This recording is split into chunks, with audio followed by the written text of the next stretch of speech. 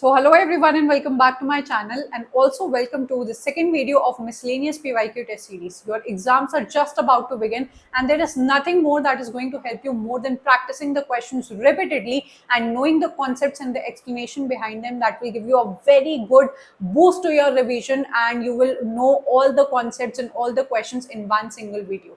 मैंने पिछला जो वीडियो बनाया था उसके बाद आप में से बहुत सारे बच्चों ने डिमांड की कि आप सेक्शन वाइज क्वेश्चंस लेकर आइए, that is going to help us more. तो आप सभी को कमेंट करके जाना है बिकॉज बहुत सारे बच्चे मिसलेनियस के फॉर्म में हैं एंड बहुत सारे बच्चे आपके सेक्शन वाइज के फॉर्म में हैं। I clearly want you all to comment down below कि आप कौन से वीडियो सीरीज को देखना चाहोगे so that I can prepare and come accordingly. चलिए अब हम लोग स्टार्ट करते हैं और क्वेश्चंस को देखेंगे। द नंबर 1 क्वेश्चन 2023 में ये आया हुआ है जो कि एक बहुत ही इंपॉर्टेंट क्वेश्चन है, काफी बच्चों को इसमें कंफ्यूजन भी है। Which among the following was not recognized as the major dialogue of Plato? Now, if you all know, literary criticism के अंदर हम लोग सोक्रेटिस को पढ़ते हैं, प्लेटो को पढ़ते हैं, अरिस्टोटल को पढ़ते हैं, ये लोग एंशिएंट ग्रीक क्रिटिक्स के अंदर आ जाते हैं। सोक्रेटिस जो हमारे नंबर 1 फिलोसोफर है, उनकी कोई भी रिटन फिलोसफी हमें नहीं मिलती है। प्लेटो जो उनके ही शिष्य थे, आपके सोक्रेटिक डायलॉग को इस्तेमाल करते हैं अपने मेजॉरिटी ऑफ द वर्क्स के अंदर। एंड ये आपका यूजीसी नेट कई बार पूछ चुका है आपसे कि प्लेटो जो कि सोक्रेटिस के ही शिष्य थे, अपने टीचर के सोक्रेटिक डायलॉग को उन्होंने कौन कौन से वर्क्स के अंदर एम्प्लॉय किया है, which is a technique where two of the people are talking to each other and conversation and dialogic format में ही वो लोग किसी भी पर्टिकुलर टॉपिक या फिर किसी फिलॉसफी के बारे में बात करते हैं। तो ऊपर के 3 काम जो आपको दिखाई दे रहे हैं, Crito, Phaedo and Symposium, are very important works of Plato जिसके अंदर इन्होंने सोक्रेटिक डायलॉग का इस्तेमाल किया है। Metaphysics whereas is not a work of Plato. भाई डायलॉग तो ये नहीं है, उल्टा ये प्लेटो का काम ही नहीं है, ये आपका वर्क है अरिस्टोटल का, जो कि आपको अच्छी तरीके से पता होना चाहिए कि आपके अरिस्टोटल क्रिटिक होने के साथ साथ मैथ्स पर भी बात करते हैं, फिलॉसफी पर भी बात करते हैं, मेटाफिजिक्स एज अ टॉपिक पे भी बात कर रखा है, जिन्होंने इसके बारे में बताया है बियॉन्ड द फिजिकल। मैंने आपको यहाँ पे एक प्रॉपर लिस्ट भी प्रोवाइड कर रखी है जिससे आप देख सकते हैं कि प्लेटो के जो इतने सारे वर्क्स हैं, जो मैंने अभी यहाँ पे तो नहीं मैं कवर कर सकती हूँ, जितने इंपॉर्टेंट वर्क्स की लिस्ट मैं आपको देना चाहती थी वो यहाँ पे इंक्लूडेड है। इसको जरूर से स्क्रीनशॉट मारो, अपने नोट्स में लिखो एंड इसको आपको रट के जाना है बिकॉज आपसे ये क्वेश्चंस बार बार पूछे जा रहे हैं कि प्लेटो का जो वर्क है उसमें जो डायलॉग का इस्तेमाल किया गया है कौन कौन से वर्क्स में है, तो आपको ये रटे होने चाहिए। क्वेश्चन नंबर 2 आपसे पूछा गया है, name the author and writer who is not associated with British cultural studies। आपका कल्चरल स्टडीज आपके सिलेबस का एक इंपॉर्टेंट सेक्शन है जो कि एक इंटरडिसिप्लिनरी फील्ड मानी जाती है, जो देखने की कोशिश करती है कि how the media, the popular culture और the mass culture is trying to dominate the working class section. किस तरीके से आपके दिमाग में मीडिया या एडवर्टीजमेंट्स या फिर मैगजीन्स या फिर फिल्म्स के जरिए आपके दिमाग में प्रोडक्ट्स को इंट्रोड्यूस किया जा रहा है, इंडोक्ट्रिनेट किया जा रहा है, and once you are liking them और following into the trap of consuming those products, आप उन्हीं प्रोडक्ट्स को कंज्यूम करके अपने से ऊपर के मालिक को और अमीर बनाते हो एंड इन रिटर्न वो आपके ही ऊपर एक्सप्लॉयटेशन करता है। तो इन सारी चीजों को आप देख सकते हैं ब्रिटिश कल्चरल स्टडीज के अंदर, जिसके बारे में बात की थी Richard Hoggart, Raymond Williams and Stuart Hall. ये तीनों ही Birmingham school for contemporary cultural studies 1964 में इस आपकी बोल सकते हैं सेंटर को स्थापित करने के लिए जाने जाते हैं। These 3 members are very very important. इनके वर्क्स भी आपको छोड़ के नहीं जाने हैं, कुछ भी आपको छोड़ के नहीं जाना है। ये 3 लोग पार्ट है आपके ब्रिटिश कल्चरल स्टडीज का।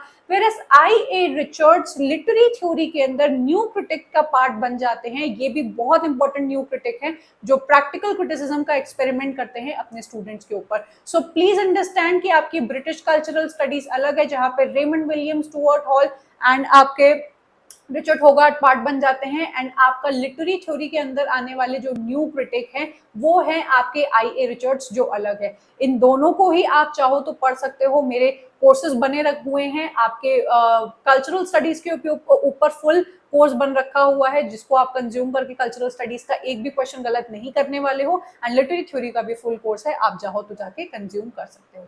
अगला क्वेश्चन आपसे पूछा गया है, who among the following are known as Cambridge critics. Now ये काफी सारे बच्चों को नहीं पता होगा, लेकिन मैंने जब भी अपने दोनों कोर्सेज में, चाहे कल्चरल स्टडीज चाहे लिटरेरी थ्योरी, उसमें मैंने हर एक राइटर की बायोग्राफी के साथ इंक्लूड किया है कि वो राइटर कौन सी यूनिवर्सिटी गया, कौन सी यूनिवर्सिटी का क्रिटिक है, क्योंकि यू कैन क्लियरली सी कि इस पर्टिकुलर टॉपिक से भी आपका यूजीसी नेट क्वेश्चन पूछ रहा है कि कैम्ब्रिज क्रिटिक कौन है, आपका ऑक्सफोर्ड से कौन रिलेटेड है, बर्मिंघम स्कूल से कौन रिलेटेड है, फ्रैंकफर्ट स्कूल के बंदे बताओ। तो आपको एक प्रॉपर लिस्ट होनी चाहिए कि इन सारी यूनिवर्सिटीज में कौन कौन से राइटर्स गए हैं। मैंने अपने कोर्सेज में इन सारी चीजों को बच्चों को ऑलरेडी प्रोवाइड किया है।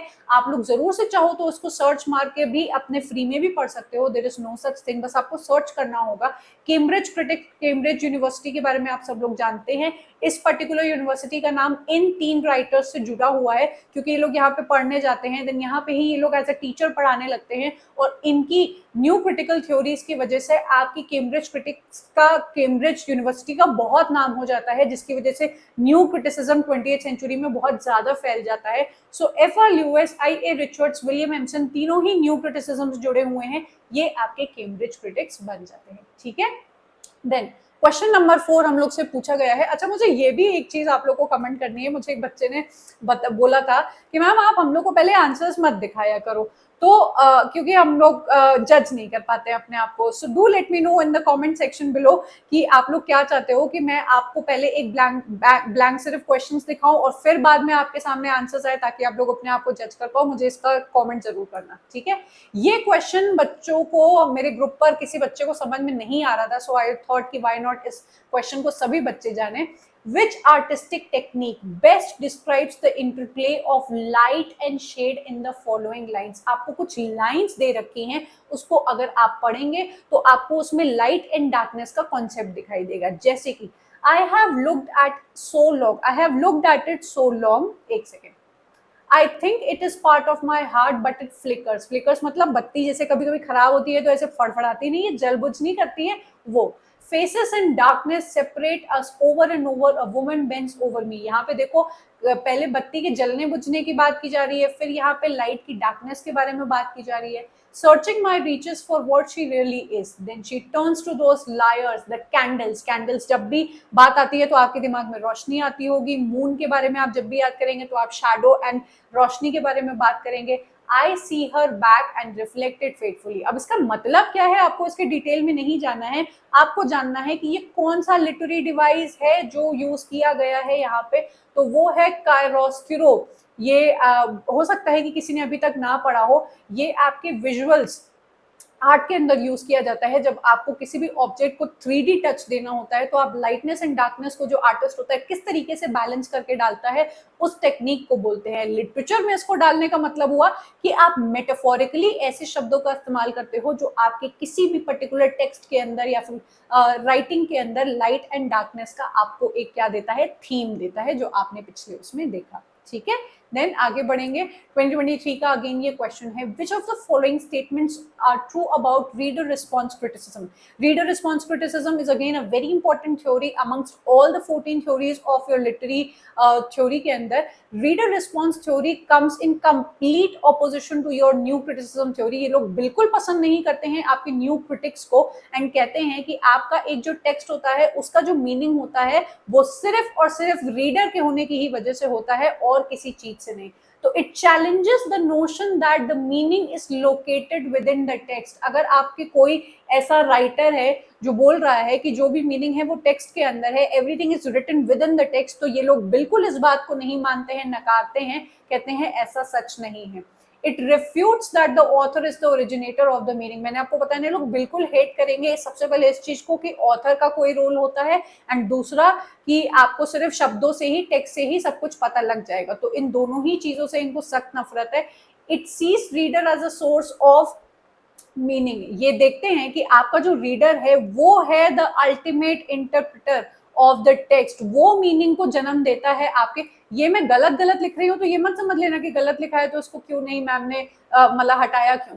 Which of the following are true, तो यहाँ पे जो जो बातें लिख रखी हैं वो आपकी ट्रू है, इसको दूसरे सेंस में मत ले लेना। It sees the reader as a source of its meaning. वो कहता है कि जब तक आपका एक रीडर किसी टेक्स्ट को उठा के पढ़ता नहीं है तब तक उस टेक्स्ट के कोई मायने नहीं है, चाहे उसके शब्द में जो भी लिखा हो, चाहे उसके ऑथर ने कुछ भी इंटेंड किया हो. It is the reader who is the originator of the particular text and not the author. ठीक है, ओके. आगे बढ़ेंगे. आप चाहो तो इस पूरी क्या कहते हैं लिटरेरी थ्योरी को मेरे कोर्स में जाकर पढ़ सकते हैं. असर्शन एंड रीजन का क्वेश्चन हम लोग के सामने यहाँ पर आया है. The Marxist represent Marxism as a scientific account of social change. बहुत ही इंपॉर्टेंट एंड बहुत ही अच्छा क्वेश्चन है. जिसने मार्क्सिज्म को डीप से पढ़ा है वही ये क्वेश्चन बना सकता है कि आपके जितने भी मार्क्सिस्ट हैं, आप सबको तो पहले ये बात पता होगी, मैंने एक फुल वीडियो फ्री में आपके लिए यूट्यूब पर बना के आपको शो किया था कि किस तरीके से आपकी बुर्जुआ सोसाइटी या जो मर्चेंट क्लास सोसाइटी है वो आपके प्रोलेटेरिएट के ऊपर क्या करती है, एक्सप्लॉयटेशन करती है. एंड आपका इसी वजह से वेल्थ जो होती है वो सिर्फ एक के हाथ में ज्यादा होती है और दूसरे के हाथ में कुछ नहीं लगता है. तो मार्क्सिज्म आपकी एक ऐसी फिलॉसफी थी जो इनके बीच में होने वाले क्लास स्ट्रगल को, क्लास इनइक्वालिटी को साइंटिफिकली एनालाइज करके दुनिया के सामने लेके आती है. तो इस बात से कंफ्यूज मत होना कि है तो ये एक सोशल फिनोमेना, इसको साइंटिफिकली कैसे देखा जा रहा है. आप किसी भी चीज को जब ऑब्जेक्टिवली जज करते हो, अलग होकर जज करते हो and proper parameters and observations या एक्सपेरिमेंट्स के थ्रू किसी चीज को जज करते हो, that becomes a scientific analysis of that particular thing. तो आपके Karl Marx and Friedrich Engels ने ये बहुत ही क्लियरली दिखाया है, साइंटिफिकली दिखाया है कि किस तरीके से आपकी बोर्जुआ सोसाइटी प्रोलेटेरिएट के ऊपर किन किन चीजों के तहत या किन किन चीजों का इस्तेमाल करके अत्याचार करती है या फिर वेल्थ इनकी घसीट लेती है इनसे ही काम करा के. मैंने ये सब कुछ एक्सप्लेन कर रखा है तो आपका ये जो स्टेटमेंट है वो ट्रू हो जाएगा. दूसरा देखिए, the Marxist ideology believes that culture is a mirror of social life and the artist is an engineer of human soul educating the working class. आधे बच्चों को तो ये सुन के लगा होगा कि भाई ये क्या बकवास लिखी है, but it is what it is. आपका यूजीसी नेट कुछ भी आपसे पूछ रहा है, यहाँ पे बताया जा रहा है कि आपका कल्चर, कल्चर का मतलब क्या होता है, हम लोग जिस टाइप के कपड़े पहनते हैं, जिस टाइप का रहन सहन रखते हैं, जिस टाइप की चीजों को पसंद करते हैं, everything becomes a part of the culture. तो इन्होंने कहा है कि आपकी जो मार्क्सिस्ट आइडियोलॉजी है वो बिलीव करती है कि जो कल्चर होता है वो मिरर होता है आपकी सोशल लाइफ का. मैं आपके बारे में या आप जिस सोसाइटी से आते हैं उसके बारे में मैं आपकी हरकतें देख के, आपकी चॉइसेस को जज करके मैं बहुत अच्छे से पता लगाती हूँ कि अच्छा ये बंदा इस सोशल क्लास से आता है, क्योंकि वो आपके कल्चर में, वो आपके रहन सहन का पार्ट बन जाता है. एंड ये चीज जो होती है, artist as an engineer of the human soul educate करने की कोशिश करता है वर्किंग क्लास को. I am today not an artist but a teacher. मैं आपको किसी भी चीज के पहलू समझाने की कोशिश करती हूँ, मैं आपकी मदद करती हूँ किसी चीज को बेटर समझने में. So you can treat me as an artist who is trying to educate the people regarding certain thing. तो यहाँ पे आर्टिस्ट के लिए भी वही लाइन बोली हुई है. ठीक है. Question number 7, assertion and reason. ये क्वेश्चन है आपका इंग्लिश इन इंडिया से आया हुआ है. The introduction of English in India was primarily for the benefit and consolidation of British power. हम लोग के देश में आप सबको पता होगा कि इंग्लिश हमारी मातृभाषा नहीं है. ब्रिटिशर्स हमारे देश में आए, अपने साथ अपनी भाषा और अपने तौर तरीके लेके आए, यहाँ पर पहले आकर हम लोग को महान बताते हैं, हम लोग के स्पाइसेस, हम लोग के रिसोर्सेज का इस्तेमाल करते हैं, and then one fine day वो बोलते हैं कि भैया तुम लोग के ही तौर तरीके गलत हैं and English is the one thing that is going to help you go forward in the society, which I completely believe is right. लेकिन उनके इंट्रोड्यूस कराने का तरीका के पीछे जो मोटिव था वो कुछ और था. तो यहाँ पे आपसे बोला गया है कि सबसे पहले इंग्लिश इन इंडिया के अंदर इंग्लिश को लाया गया या फिर इंट्रोड्यूस कराया गया सिर्फ इसलिए कि वो अपनी पावर को कंसोलिडेट कर पाए. ईस्ट इंडिया कंपनी के तहत ये लोग हमारे देश में व्यापार करने आते हैं. उसके बाद जब इस व्यापार को बहुत अच्छा फैला लेते हैं, पॉलिटिकली पावर को गेन कर लेते हैं, तब अपनी इच्छाएं और अपनी जो एक्सपेक्टेशंस एंड अपने तौर तरीकों को थोपने लगते हैं इंडियंस के ऊपर, जिसकी वजह से इंग्लिश जो थी आपकी इंडिया के अंदर बहुत ज्यादा पॉपुलर हो गई. पॉइंट नंबर 8 जो है आपका reason, English catered to the social and economic aspirations of emerging middle class and urban elites in India. एक ऐसा वक्त आ गया था जब आपके इंडिया के भी elite people and middle class people understood कि अगर हम लोग इंग्लिश पढ़ लेते हैं, ये लोग जो हम लोग को पढ़ा रहे हैं, तो हम लोग के आगे जाके फ्यूचर में ब्रॉडर एस्पेक्ट्स खुल के आएंगे, हमारा फ्यूचर अच्छा हो पाएगा, हमारा करियर अच्छा हो पाएगा, हम लोग बाहर के देशों से भी इंग्लिश से बात करके अपने देश में संपत्ति एंड इकोनॉमी को बहुत ज्यादा सपोर्ट कर सकते हैं। तो ये दोनों ही स्टेटमेंट आपके ट्रू हैं। लेकिन इंग्लिश इन इंडिया का ईस्ट इंडिया कंपनी के तहत हमारे ब्रिटिशर्स लेके आए, उसका आना और अर्बन का उसको पसंद करने के बीच में एक कनेक्शन नहीं है, तो आर इसका करेक्ट एक्सप्लेनेशन नहीं है। ठीक है, which of the following is one of the don'ts of writing a dissertation और थीसिस। रिसर्च मेथोडोलॉजी का ये क्वेश्चन है जहां पे बोला है कि इन चार ऑप्शंस में से कौन सा ऑप्शन सही नहीं बैठेगा। पॉइंट नंबर 1 मैं आपके लिए पढ़ूंगी, compiling a bibliography as soon as the work is started. ध्यान से देखो कि मैं जब भी क्वेश्चंस लेके आती हूँ तो मैं यहाँ पे आपके कौन से ईयर में आया हुआ है वो भी जरूर से लिख लेती हूँ। जब मैं अपनी स्लाइड बनाती हूँ तो जब एक क्वेश्चन को मैं यहाँ पे पेस्ट करती हूँ तो तुरंत ही उसका जो डेट होती है यहाँ पे लिख देती हूँ, क्योंकि अदरवाइज अगर मैं पहले पूरी स्लाइड बना लूँ और फिर ये ढूंढूं कि नहीं यार ये जो क्वेश्चन है मैंने कौन से ईयर से लिखा था, तो मुझे प्रॉब्लम होगी ढूंढने में कि अरे यार ये मैंने कहाँ से लिया था। Same goes for this particular point. आप जब रिसर्च लिख रहे हो, थीसिस लिख रहे हो, आपने जॉन डन की किताब से अगर सपोज एक कोटेशन उठाई तो आप अपनी बिब्लियोग्राफी में उसी टाइम पे मेंशन करेंगे कि हाँ ये जॉन डन के इस पेज और इस किताब इस नंबर से हम लोग ने उठाई है। देन आपने सैमुअल जॉनसन की कोई एक लाइन उठाई तो आप बताएंगे कि मैंने सैमुअल जॉनसन की इस पर्टिकुलर वर्क से यहाँ से उठाई है। भाई पूरी थीसिस लिखने के बाद अगर उसका रेफरेंस ढूंढने बैठोगे तब तो पागल हो जाओगे। So it is considered a very good practice कि आप उसी टाइम पे देन एंड देयर अपनी बिब्लियोग्राफी को ऑन द वेरी स्टार्टिंग ही प्रिपेयर करना स्टार्ट कर देते हो। Avoid jargons wherever possible. Jargon का मतलब क्या होता है? Those kind of registers, those kind of technical word जो एक पर्टिकुलर आपके जॉनरा के अंदर ही लोग समझ पाते हैं। अब हम और आप दोनों ही लिटरेचर के स्टूडेंट्स हैं तो हम लोग मेटाफिजिकल पोएट्री को समझ पाते हैं, कंसीट का मतलब क्या होता है वो समझ पाते हैं, वर्जीनिया वुल्फ का स्ट्रीम ऑफ कॉन्शियसनेस क्या है उसको समझ पाते हैं। कोई भी मूवी को देख के बोलेंगे ओ दिस वाज अ पिकारेस्क्यू नॉवल या पिकारेस्क्यू मूवी, तो सामने वाले को समझ में नहीं आएगा, क्योंकि पिकारेस्क्यू, ग्रोटेस्क्यू, गॉथिक या ये सारी चीजें हमारे लिटरेचर के टर्म्स हैं जो एक नॉर्मल इंसान नहीं जानता होगा। अभी recently he yesterday I went to buy a fridge for my home, तो वहाँ पे जो पर्टिकुलर सेल्समैन होते हैं उनके जार्गन्स अगर आप देखा करोगे 20 years वारंटी आपको मिलेगी, इसके अंदर DIT कंप्रेसर है and the kind of words and the jargons they use to tell you about a particular product. आप लोग इस बात से अग्री करेंगे कि कुछ शब्द तो आपको पता ही नहीं होते हैं। जो डॉक्टर्स होते हैं वो लोग भी यही बोलेंगे, हाइपरग्लाइसीमिया हो गया है आपको, हाइपरकोलेस्ट्रेलियोमिनिया हो गया है आपको। So these are the jargons that they only know in their particular knowledge, तो इन देयर मतलब फील्ड। तो avoid jargons wherever possible. आप अगर थीसिस लिख रहे हो तो it is considered a good practice कि आप ज्यादातर इतने जार्गन्स का इस्तेमाल ना करो, क्योंकि हो सकता है कि सामने वाले को वो टर्म्स नहीं पता हो। ठीक है, it should be kept in mind that a dissertation और a thesis should take the form of an argument in which the writer must attempt to convince the reader of his or her case। जरूरी नहीं है कि एक literature का ही बंदा आपकी dissertation या रिसर्च को उठाकर पढ़ता है, कोई भी कभी भी पढ़ सकता है, बिकॉज द लिटरेचर या फिर हर चीज आपकी इंटरडिसिप्लिनरी होती है। तो सबसे पहले तो आपको जार्गन्स अवॉइड करने हैं एंड आपको अपना तर्क ऐसे रखना है जैसे वो आपका मत हो किसी भी पर्टिकुलर आर्गुमेंट में, कि अगर मैं कह रही हूँ कि जॉन डन ने मेटाफिजिकल पोएट या पोएट्री को इस वजह के तहत लिखा था, तो आप अपना एक प्रॉपर मत रखेंगे जो एक आर्गुमेंट के अंदर आएगा। ठीक है, कौन सी चीज आपको नहीं करनी है? A research should not bother about the use of the proper scholarly conventions from the very beginning। ये बिल्कुल गलत बात है कि आपको एक रिसर्च थीसिस को अपने हिसाब से लिखना है, उसके जो कन्वेंशंस एंड रूल्स बता रखे हैं उसको ध्यान में रखने की जरूरत नहीं है। भाई हम लोग तो स्कूल में थे तब भी हम लोग जो एसेस लिखा करते थे तो टीचर्स बोलती थी कि पहले आपको you have to write the introduction, then you have to write the body of the letter, then you have to write this.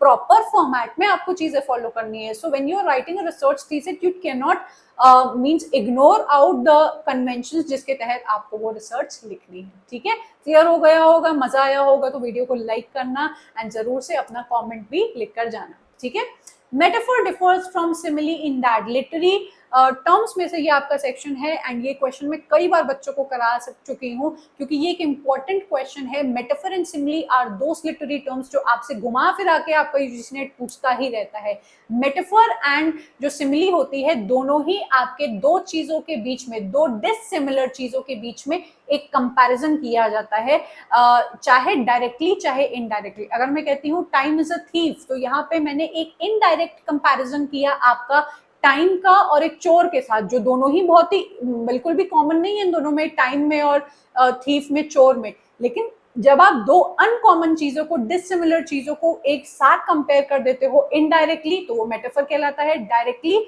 Like और एज शब्दों का इस्तेमाल करके तो वो सिमिली बन जाता है। I hope this is clear.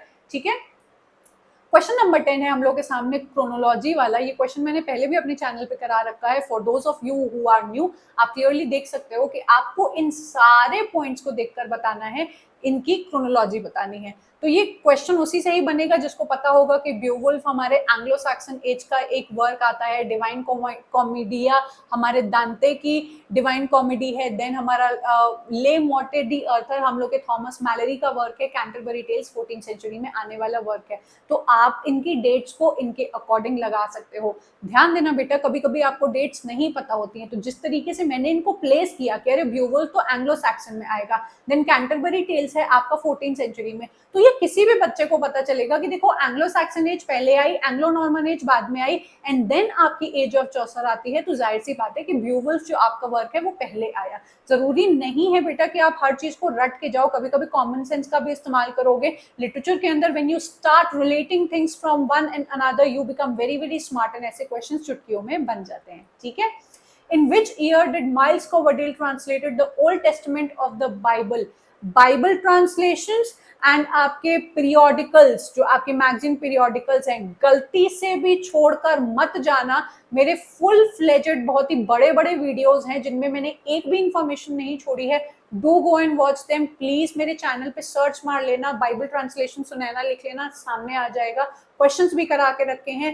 Magazine periodicals search कर लेना या 100% श्योर टॉपिक सर्च कर लेना, आपको मिल जाएंगे।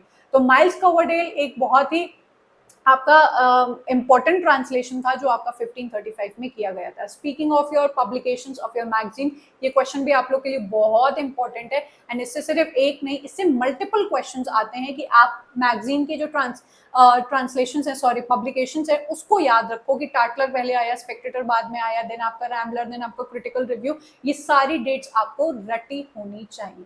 Then over here we have again a chronological question of T.S. Eliot. T.S. Eliot, W.B. Yeats and आपके हेरोल्ड पिंटर हो गए, सैमुअल बेगेट हो गए, देन और भी बहुत सारे ऐसे राइटर्स हैं जिनके works chronology you can not miss. आप छोड़ के ही नहीं जा सकते हो, पाप हो जाएगा। क्लिनेथ ब्रूक्स की भाषा में ये हेरेसी कहलाएगी। आपके टीएस एलियट के यहाँ पे कुछ एसेस दे रखे हैं जिसकी मैंने लिस्ट आपको यहाँ पे दे दी है। क्या इनकी क्रोनोलॉजी रहेगी वो आप यहाँ पे क्लियरली देख सकते हैं, एंड यहाँ पे मैंने आपको लिस्ट भी दी है, सो स्क्रीनशॉट ले लो।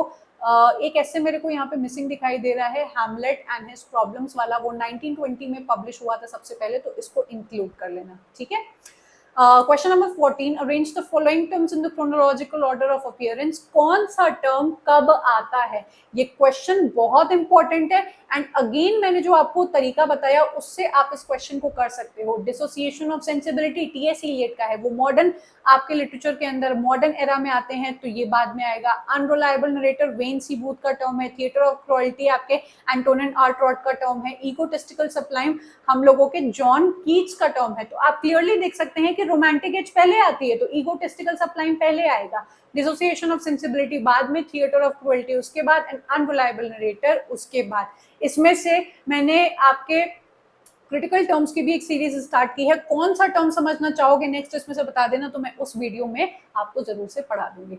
Last question that we have is from W.B. Yeats। बहुत ही इंपॉर्टेंट आपके मॉडर्न राइटर माने जाते हैं, पोएट माने जाते हैं। इमेजरी एंड सिंबोलिज्म का जो गजब इस्तेमाल ये करते हैं अपनी पोइट्री के अंदर, उसके लिए ये फेमस है। Also he is known for portraying the old age in such a beautiful form, कि ये दिखाते हैं कि किस तरीके से ओल्ड एज में क्या आपको फील होता है, व्हेन यू आर नियरिंग, आप बुढ़ापे की तरफ जाते हैं तो आपको कैसा फील होता है। तो इनके कुछ वर्क्स आपको दिए हुए हैं, उसको आप क्रोनोलॉजी में लगा सकते हैं। मैंने लिस्ट यहाँ पे इंक्लूड कर दी है, you can very well take a screenshot. And here we come to an end of this video. I hope आपको मजा आई होगी। इसी तरीके से अगर सेग्रीगेटेड क्वेश्चंस या ईयर वाइज क्वेश्चंस आपके एग्जाम से पहले लगाना चाहते हो, बस 15 ही दिन बचे हैं, do go and check out the PYQ test series, जहां पे आपको हेल्प मिलेगी। डेली एक दिन में 300 क्वेश्चंस लगाओ भाई, सेग्रीगेटेड क्वेश्चंस लगाओ, एंड आप खुद देखेंगे कि आपकी तैयारी में 4 चांद लग चुके हैं इसकी वजह से। मेरे टीचिंग स्टाइल आपको पसंद है तो आप मेरे पेड कोर्सेज को जरूर से चेकआउट करिएगा। मेरी वेबसाइट पर जाकर लिंक आपको डिस्क्रिप्शन में मिल जाएगा। मेरे यूट्यूब पर मेरे फ्री वीडियोस एंड मेरी प्लेलिस्ट से जुड़े रहिए। मैंने बहुत सारी चीजें ऑलरेडी प्रोवाइड करके रखी हैं जो बच्चों ने अभी भी अगर नहीं देखी हैं, so do go and avail those particular videos जो आपकी फ्री में मदद करेंगे। मेरा टेलीग्राम ग्रुप अगर अभी तक ज्वाइन नहीं किया है तो अच्छा नहीं किया है आपने। Do go and join my Telegram group, नीचे आपको डिस्क्रिप्शन में लिंक मिल जाएगा। यहाँ पे आपको तमाम तरीके की फ्री सर्विसेज एक दिन में मिल जाती हैं। डेली पोल्स, डेली आपके टेस्ट सीरीज, डेली मेरे वॉइस नोट्स मिलेंगे, किसी भी टॉपिक पर डिस्कशन मिल जाएगा, किसी भी तरीके की notification and links, each and everything. हम लोग अपना सेलिब्रेशन करते हैं वहाँ पे, किसी भी चीज़ को लेके हम लोग डिस्कशन करते हैं। ईच एंड एवरीथिंग आपको मेरी इस कम्युनिटी से जुड़कर मिल जाएगी, एंड आप भी आकर अपने पॉइंट्स शेयर कर सकते हैं। सो आई होप कि आप आज का वीडियो अच्छा लगा होगा। अगर आप यहाँ तक पहुँच गए हो तो मुझे कमेंट किए बिना मत जाना, ये बताना कि मिसलेनियस क्वेश्चंस ही देखना चाहते हो या फिर सेग्रीगेटेड सेक्शन वाइज क्वेश्चंस। उसी हिसाब से मैं अगला वीडियो आपके लिए तैयार कर पाऊंगी। I am going to meet you up next in yet another video. Up till then bye and take care.